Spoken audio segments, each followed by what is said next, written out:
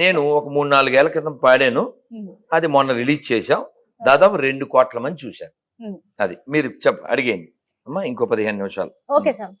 మొన్న రీసెంట్ గా మనం చూసుకున్నట్లయితే మనకు సోషల్ మీడియాలో కూడా ఒక టెంపుల్ కు సంబంధించిన పూజారి మరి మద్యం సేవిస్తూ కూడా సీసీ ఫుటేజ్ లో కూడా ఆ కెమెరాలలో కూడా రికార్డ్ అయింది. అంటే మరి ఒక పూజారే ఇలా మద్యాన్ని సేవిస్తూ ఉంటే మన హిందూ ధర్మం గురించి ఇంకా ఏం బోధించాలంటారు? చెప్పు తీసుకోవడమే అవన్నీ. Very simple. మరి మీరన్న మనుషులు కూడా ఇదే క్వశ్చన్ చేస్తున్నారు. మీ హిందుత్వంలోనే మీకే ఐక్యమత్యత లేదు, మమ్మల్ని ఎలా నిందిస్తారంటున్నారు. ఇప్పుడు నేను ఇప్పుడు పూజారి మద్యం తాగాడు చెప్పు తీసి కొట్టాలని చెప్పాను. ఎవడైనా పాస్టర్ అలా చెప్తాడా? అలా చెప్తాడా? చెప్పరు. అలా చెప్తాడా? తాగిన పాస్టర్ని చెప్పు తీసి కొట్టాలని చెప్తాడా? చెప్పడం మానేసి వాడు తాగేసి పొద్దున్న హైదరాబాద్ లో బయలుదేరి రాత్రి ఎక్కడో చచ్చిపోతే ఆడేదో అమరవీరులాగా బకర్డీ గారిని వీళ్ళు కీర్తించడం. పాస్టర్లు తాగుతారని పాస్టర్లే చెప్పారు, అవునా?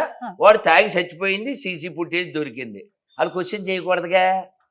గొంగల్లో తింటూ ఎంటుకలు ఎతకూడదు. ఇంకా ఆ విషయాని కోసం మీ పేరు కూడా బయటకు వచ్చింది కదా స్వామి, మిమ్మల్ని కూడా ఎలిగేషన్ చేశారు. అదే ఉందమ్మా. ఇప్పుడు ప్లాన్ చేశారని చెప్పేసి అదేం చెప్తారు, వంకలేంది డొంకట్టు తిరిగిందంట, అవునా కదా? అవును, వాళ్ళ దగ్గర ఏమన్నా ఉంటే కదా. వాడు తాగి చచ్చాడు, అది గవర్నమెంట్ చెప్పింది. ఆడు తాగుబోతేదవా ఇంకో పాస్టర్ చెప్పాడు, సో వాట్ కదా. అప్పుడు ఆడే ఇప్పుడు అలిగేషన్ చేయడం కాదు.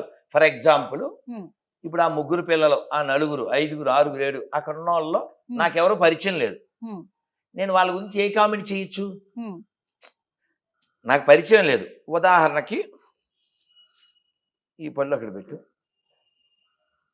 ఈ పళ్ళు అక్కడ పెట్టమని చెప్పాను. సాక్ష్యం ఏంటి? కెమెరా. తర్వాత ఈ పళ్ళు కనబడలేదు, ఈ కెమెరామెన్ దొబ్బేశాడు అని నేను అనేసాను అనుకుందాం. రుజువు ఉండాలిగా, రుజువు ఉండాలిగా. ఉండాలి ఖచ్చితంగా కదా. కాబట్టి అలిగేషన్, నేను మీరు ఏదో క్వశ్చన్ అడిగారు, నేను నోటికి వచ్చినట్టు చెప్పలే. విత్ లోక, ఇందులో ఉన్నాడు మేక, ఊదేడు బాక కదా. విత్ రెఫరెన్స్ మాట్లాడాలి. ఏదైనా నోటికి వచ్చింది వాక్కూడదు. అది